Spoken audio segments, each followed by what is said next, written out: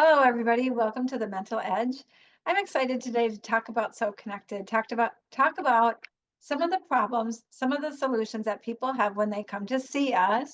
And I'm really excited to have Crissy on the show with me because Crissy, well, we'll talk about it, but she was a client of mine with her children, and then she became one of our So Connected coaches. So, Crissy, could you just say hello and introduce yourself? Hi, Stacy. Hi, everyone. I'm Crissy. So for those that don't know me, I'm in New York, Long Island, New York. I have a group. I work with Stacy. I have a group. It's SoCo with Crissy. Um, and I try to specialize more in gymnasts and baseball players. As my three children, my two boys are travel baseball players, and my daughter, who's 8, is a competitive gymnast.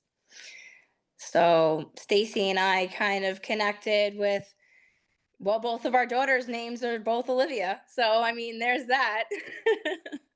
Well, and Chrissy, welcome to the podcast. And I think, you know, that this is an interesting thing because, my daughter,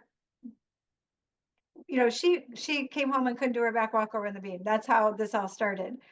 And you connected with me because your son had a mental, I mean, maybe you can describe that a little bit.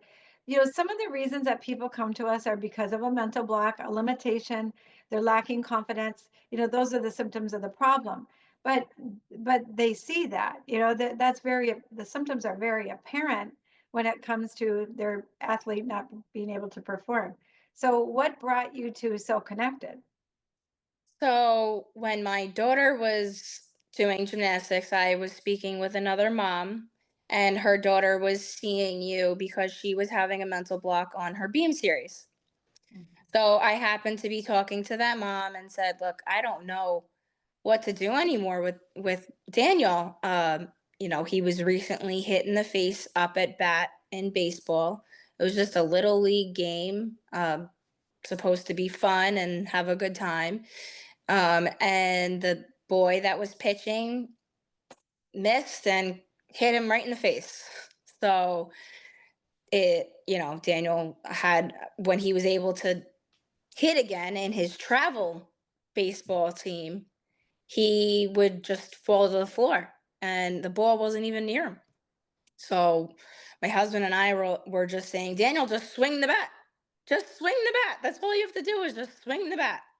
And when that didn't work, what do we do now? So my friend had told me about Stacy, and Daniel did like a good amount of sessions with you, right?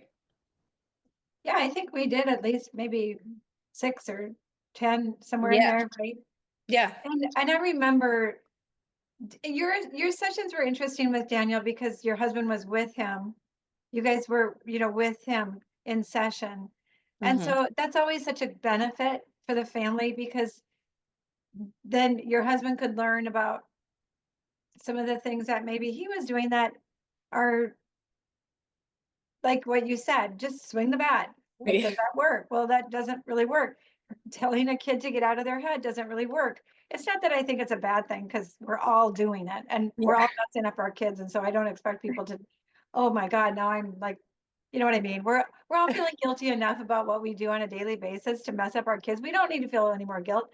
It's not about that, but it is about understanding what's going on. And that's why I created the company because what people don't understand is that when that happened to him, he got hit by the ball. It wasn't like he was thinking in his head, "Oh, now I'm going to be afraid to get hit by the ball again." It wasn't like he was consciously creating the problem of not hitting the ball, not making the effort, not listening to the coach, not being able to get out of his head, right? It's an Hmm. unconscious process. Right. And then people try to fix it with a conscious idea and it doesn't work. Oh, just do it. Don't think about it. And that creates conflict for the athlete. And then they don't know what to do and they feel bad about themselves, all kinds of things. And so the company, the strategies that I created were built on the process of not only going from the problem to a solution, but being able to go from the problem to the solution to more of a solution, to building on that success. And and the benefit of a person with a mental block is they come to us because they can see the problem, right? They see when their child is lacking. The hard part for me is to get them to understand that that's just part of it. The beauty of the work is you can create more success, and you can prevent sabotaging mentality. And not only that, is you can create more success beyond the sport, right? And Right. so Daniel's experience is such a valuable one, in the idea that, okay, when he came to me, basically what was in his A circle, and the first shift is a shift in understanding, getting him to understand what was in his head. I don't want to get hit Yep. by the ball again. Okay, when you have that thought in your A circle in your head, by acknowledging that thought, validate, oh yeah, I don't want you to get hit in the head either. I'm sorry that that is in your A circle. That's, you know, just acknowledging that from his perspective, from your guys' perspective, just being able to understand that that's the problem, that's what's going Right. on, right? That's what's running the show, and which is the shift in understanding and then the shift in perspective go hand in hand, because you have to be aware of what's in your A circle before you can do something about it, right? And so once Right. because then when he's up to bat, when he has that thought, now he can decide how he wants to use it. He can go, oh yeah, thank you for that reminder that I need to focus. But Hmm. the learning strategy, the strategies I'm providing in place to land, and giving him the ability to, I just need to focus on how I want to hit the ball, right? That mental connection to the ability to do something physically. And so, and the benefit too, you guys, is now you all understand. Yep. And I think that was a big thing too, was that he wanted my husband in his A circle. He found that that was benefiting him. So even up at bat, he would come up to my husband and say, "How's this pitcher? Is he wild? Is he medium? Is he fast? Is he slow?" And that, in a sense, helped him to be feel comfortable where he can land and where his mind was at ease, where he can eventually get a hit. And that's so important because, a lot of people will say it as a parent, the parent should not be in the kids' A circle, or, the coach should be, or right? We have this idea of how we think it's supposed to be set up. In fact, I was in Costa Rica last week, and I had a bunch of kids, and this 18-year-old golfer, I said, what's in your A circle? He goes, I'm overthinking it. But he didn't say it in a negative way from my perspective. So I said, is that helpful for you? Not helpful, or both? And he goes, oh, it's extremely helpful. So I asked him how he used it. And he's like, well, I have to do this, and then I have to do that, and then I have to, right? His overthinking is actually a goal beyond the goal mentality for him. And so it's really important for people to understand that it's not what's in their A circle, or it's not what they're supposed to do that matters. It's how it's set up. I'm not going to kick Danny Yeah. out of Dandy. Daniel's A circle, because why would I do that? It's not like me telling him what to do, right? Mm. For your Yep. son. Now, at some point, it may not be helpful for him to have your husband in his A circle, but then you guys came back to me maybe a year after, and we had to layer it a little bit. We had to readjust. We had to, you don't have to see us every single week for the rest of your life, but you'll know what we do, and you'll know how we can support your athlete when things get disconnected again, or when they get off. And how we can manage it. Exactly. Because Daniel then was able to stay in his body, focus on what he needed to do, and he was managing his himself in his A circle for a long time. That issue didn't come back.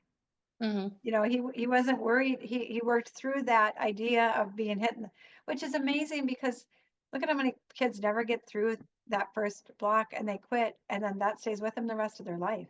Yep. And then Olivia recently started talking to you. I mean, I was speaking with her, but I'm just mom. So I feel like it kind of falls on deaf ears when it's somebody so familiar to you. Even though I was telling her probably the exact same things Oh, yeah. that you were.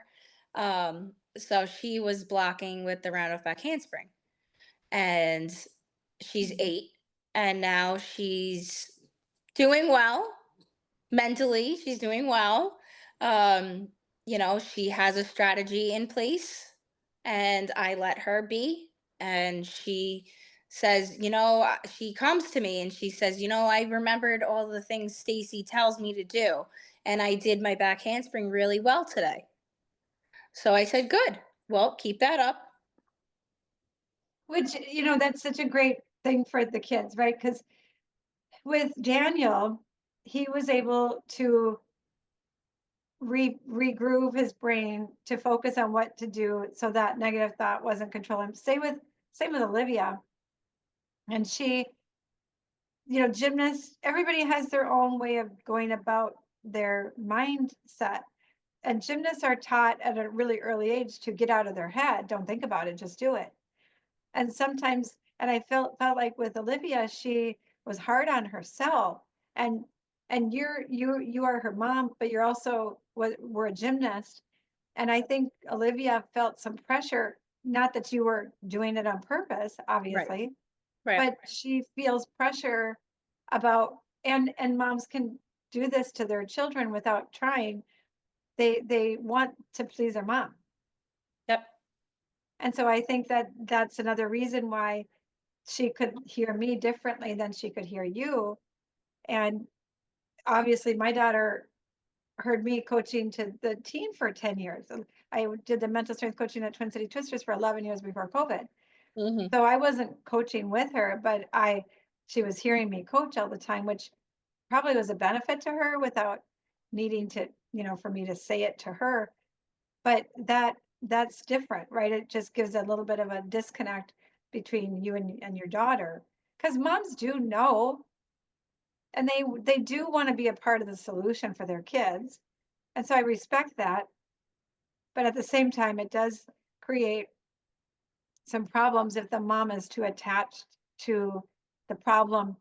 I have had Get it. moms come to me and they'll have their daughter see me 1 or 2 times and then they won't. And the mom sometimes is so attached to the problem that if the problem goes away, where is the mom's value? They don't Yep. even know it, Yeah. but they are that they won't let go of the problem because then what their value will be gone, and I'm like, well, I'm okay with that if that's the way she wants to be, that's fine. They will sometimes come back to me and be ready to get rid of the problem. But there's all kinds of reasons why we hold on to problems. All people do that. And then, when my daughter was probably in eighth, ninth grade, there's a certain time where success mentality needs to be layered. Like I do a strategies for success, which is my second book. And it's 4 questions. It's what's your goal beyond the goal. I did it today with a gymnast at level 10, actually. So I was Hmm. thinking about this when I was going to talk with you. And, goal, what is the strategies and the 4 questions for everybody who wants to do it. What is your goal beyond the goal? Typically 2 to 3 years out. What is your goal this year, this season? What do you do well and how do you do it well? And what that does is it connects who I am to what I'm doing in an alignment with where I'm headed. Hmm. Because I loved goal setting, but I didn't like I felt pressure. And so goal beyond the goal really provides the ability for people to detach their goals from where they are in the moment, which allows them to continue to be what people will call in the growth mindset, but it's just being in the process instead of attached to a result. And I feel like that's such a valuable thing to remember, even past being an athlete, in your everyday life and your everyday career. I even spoke with my husband with that. He was just promoted a couple years ago, and I said, well, you're in this position now, but where do you want to be in 5 years? Where do you want to be in 2 years? Think in that mindset, and then that'll put you already ahead of the game. What a That'll great put thing for you to like not even really be thinking about, but adding that to his, so he's not just happy with, I mean, not that we can't be happy with what's going on today. That's right. And he's different. very successful, but right. Yeah. But then thinking, how can I use what's going on today beyond it? Yeah. Yeah, you're so right. Like I like it when this particular girl, she when I said, what do you do well? And her mom said time management. I'm like, oh, in what way? Like, you know what I mean? I'm terrible. I'm like, I was feeling guilty because I haven't been working on my book. I've got other, and she goes, well, she basically said, well, I have a schedule that if I have to do a project and I have to, I break it down. I give myself time, but I also fit in like a cup of coffee or like different things that she enjoys. And I'm like, why did I do that for myself? Like I know goal beyond the goal. I created it. I know what I'm doing, and I still can't figure out how to manage my time better. You know what I mean? And I said to her, I said, can I use that and can I teach with that, with what you do, with what you taught me today? Because holy crap, I'm going to, because why, okay, I'm going to work my ass off for an hour, but then I'm going to go, whatever, go Hmm. get ice cream. I like ice cream. I like coffee. You know what I mean? So yes. And strategies for success really just amplifies your alignment and your goals and what you do well to that system, which is so much better. But that's what people don't realize, that they can be successful and then they can build on that. I get really frustrated in the professional world when they like the Vikings did really well this year, but they didn't know what they were doing well. Uh-huh. And they're missing a whole nother layer of success because they're going to do the same thing next year and they're not going to know how they did it. And how are they going to play to win when they play to lose really well? And then they can't win a playoff game to They're say getting that, really lucky. right? Well, they So, did much better than the Giants, so well, there's that. yeah. And then what I love about the like the shifts and so connected, um, people will always come to us and say, I just want my daughter to be confident, you know? Um, and I did a podcast with Presley Loberg, uh, I don't know, a while ago, and she said that her coach told her that her problem is she doesn't believe in herself. And what was ironic about that is I said to her, "What is your greatest asset for you?" She goes, "I just believe in myself." And so I thought that was really interesting because coaches are going to see, like I can only see in you what I have in me. Right. It doesn't mean that they're not right and accurate, of course, that but how do I teach belief if I don't know how to see it? Like to me, Presley does believe in herself and she shows it all the time, but he wasn't aware. And so for us, the benefit of understanding that we can teach people how to believe in themselves and how to be confident, that's extremely valuable for them because then they can practice it. Right. And the way you do that is by getting them to connect with how they were doing that in the past. Where in the past were you confident? Where did you believe in yourself? How were you doing it? Were you feeling your way through, seeing your way through, talking, thinking? What was happening while you were confident in that situation? And that the benefit of that is then they have a relationship with what being confident is for them. And Olivia, your daughter was, the benefit of your daughter trying to manage her A circle with some of the ideas she had in her A circle about trying to be good, wanting to do it perfectly right now, wanting to be, wanting to win, whatever those thoughts are, to help her understand how to use those to support her instead of get in her way and using it as a resource. That's the benefit of the work is it's not what's in our A circle that matters, it's how we perceive it that dictates our behavior. Yeah. But teaching her how to go, oh, I want to do well. That's a good Hmm. thing, not a bad thing, No. right? Right. And seeing Uh, that at and that seeing how your daughter was able to do that at such a young age, then that's just going to take off. It's going to create its own legs. And you mhm. might be seeing that now. Does that make sense?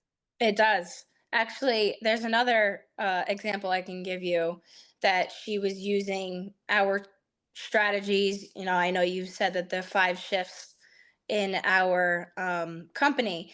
Um, she had said that one of her coaches were having a grumpy day that day and maybe said something to her that she's very sensitive, very, very sensitive. Um, and you had told her, well, that's not your problem. How can we deal with that? So she had said a couple weeks later that her teacher had said something to her that wasn't so nice, or that she perceived it to be, a little something in some sort of way that upset her. So she said, but I just remembered what Stacy told me. And you know what? It wasn't my problem. She was having a grumpy day. Oh my God, isn't that the best? Yeah. Because God forbid that teacher says something to her that then she holds on to the rest of her life. Yep. Because when I was 8, my uncle said to me, Stacy, why are you happy all the time? Why are you smiling all the time? And I literally took it like I make people uncomfortable by being happy. Okay, that's Yep. awful. I feel Yep. really bad for my little 8-year-old self that took that on, that I couldn't be happy because my uncle is crabby Yeah. and he was not happy clearly, and I was making him uncomfortable with my happiness. But I still like literally had to like I was 35 when I created these strategies, and I had to think about that. I'm like, my poor little 8-year-old self. But I don't, you know what I mean? But like Olivia, thank God she can go, oh, bye-bye. My teacher's crabby, and she doesn't have to take that on because we Hmm. will all take on stuff that was said to us that isn't true about us, but we believe is true Yep. because we're children and that's the way we're set up. So, oh my God. And like that's what I love about the business is, when they tell me how they used it or what they can see differently or their detachment from the problem, especially the gymnasts and, baseball, those kids they're coached by their dads and they're coached by, they're coached by great people, but who Mhm. don't know how to not create problems Yep. mentally. And unfortunately, parents are doing the same thing. Yes. Coaches, parents, they're doing the same thing, whether they realize it or not. Didn't you have a parent today that what happened? The other day you Yes. So, uh, we got a couple of new girls to our team, and one of the dads was talking to one of the moms, and again, they're 6, 7, 8 years old, and they're very intense. They're very win, win, win, win, win. And that's why they came to the gym, and that they see that the coaching is great, and so on and so forth. And he had made a comment that kind of stuck with me. That was said and said, well, if they're not winning, then what are we doing? You can't see how you're creating the anxieties for your children by saying comments like that. Now, if they're saying it to us, I'm sure he's saying it to his child. well, and you make such a good point. First of all, like anxiety, you said it earlier to me, we were talking about it. Anxiety is a thing. But what we can do is help our children perceive things in a way that doesn't affect them negatively over time. It doesn't mean they're not going to be victimized by a parent or a coach. It doesn't mean they're not going to be told things that are going to stick with them. But I know, for my daughter, she had really hard coaches. You know, her 5-year-old coach was the elite coach who is awful, awful, awful. But my daughter would never be where she's at without her. And I don't mean to say that she's an awful person, but she just said things that were not. I remember at 5 years old, she's like, "Why can't they stand in a line? Why don't they know how to stand in a line?" I'm like, "Because they haven't been to school yet." Yeah. It's before kindergarten. They were 9 hours a week in kindergarten. Yep. And I'm like, and then even at 5 years old, they're like, they were like, they don't talk to the parents. They told the kids to tell us. And I'm like, no, they're five. You know? No, you talk to the parent. They're Right. five. Yeah. Wait till maybe 10. You know what I mean? But it was like some of those things that they told her never to go to McDonald's, don't eat bread, all these things. I'm like, oh no, I want to eat bread. You can have a breadstick. It's not, Yeah. like everything had to, but, and there are things that are in her A circle to this day at 20, almost 24 years old that I'm okay with because it keeps her in order. Hmm. I'm not in her A circle, but her coaches are, and they're watching her, and she wants to be successful for them. So she does well beyond gymnastics because her coaches are still in her A circle. Like, I'm okay with that. Yeah. And she's in Yeah. charge of it. You know, but at the end of the day, what I always ask parents is, how does your daughter respond when you say that? A great question to ask is when you say something to your daughter, pay attention to how they respond and how they're perceiving you. Hmm. Are they shrinking? Are they looking away? Are they, oh my God, like, do they feel the pressure? Or do they come to light? Yeah, thanks, Dad. That's great. Hmm. I want to be a winner and I want to win. And I can lean into that and I can go after that, right? Like, okay, fine. Then Yep. that what you say to that child isn't affecting her in a negative way. But that's what we have to be aware of a little bit, or at least try to think about, because then that's what matters. It's not what you say to them, it's how they perceive it. I can say I love you to my daughter, and she can be annoyed with me. Well, She was just here, and I that's and I where know I you're, am. Yeah, yeah, that's where I am now with Daniel. Uh, he's gonna be yeah, 13 next month, and I'll tell him I love you and try to give him a hug, and he pushes me away. exactly, exactly. And he's trying to kick you out of his A circle, um, because he whatever, it's what he thinks he needs to do. Um, but that's cute. Well, I think that, at the end of the day, if people are still with us, that's great.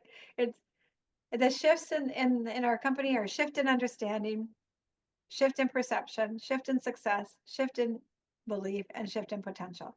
So with those shifts, people perform in their potential, and that's fun to see. Um, have you had a client that you worked with that you learned something from about how they were successful? Um, so I actually had a client not too long ago, um, and she actually ended up quitting gymnastics. Mm. But now she went into singing, and the mom said she would have never been able and comfortable to have solo parts in like the biggest school play. She's going into college for musical theater, Oh which my gosh. before she would have never done. That's incredible. Like, I get the chills. Like, that's what it's all about. It doesn't mean that you have to do it a certain way, but when they can take on the strategies and the tools and make them their own and be in their own A circle and focus on, it opened up a new opportunity for her to use them. And what a blessing for her and She's, for that family. and she's incredibly talented. Oh my gosh. Incredibly. See, now Chrissy, she would be great on the podcast. Yeah. you could invite her and you could do it without me or with me, that would be fun to talk with her. Yeah, absolutely. Yeah. 'Cause she probably doesn't even realize how much she uses them, but once we talk about it, she can build on them even more. Mm-hmm. That's Yep. because 'cause we're always learning. Just me, you time management and doing that better. Oh my God. Well, And I've learned so much from the strategies too. Being a gymnast, when I was a gymnast, I didn't have the strategies and tools, and essentially, I was mentally exhausted and I quit gymnastics. Physically, I could have gone all the way to college with it, oh but my gosh. I quit at 16 because I Yeah. had no support, no outlet, and And isn't that interesting?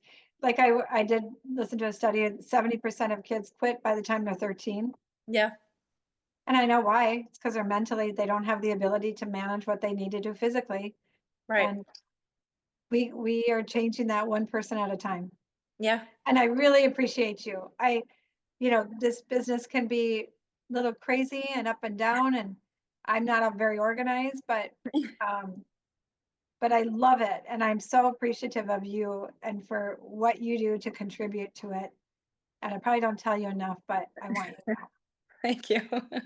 And come back anytime with me, Chrissy. This is fun, and I think we'll maybe I'll ask people what they want to hear, and we'll come back and talk about those things on another podcast. Yeah, okay, sounds great. All right, thanks for being Thank you here. so much. Thank you for having me. Okay, you're welcome. See All you later. right, bye. Bye.